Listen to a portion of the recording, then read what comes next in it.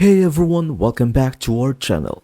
Today, I'll be going over how to add a logo to your video in Pictory. So let's get started. To elevate your brand and make your videos uniquely yours, so step 1, let's dive into the process of adding a logo.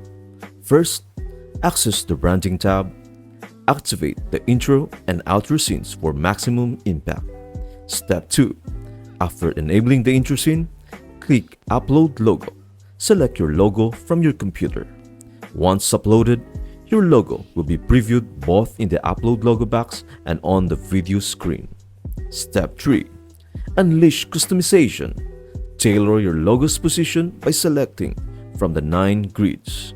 Fine-tune its size and transparency with the sliders. Step 4. The outro deserves attention too. Similar to the intro, you can add and customize your logo in the Outro tab.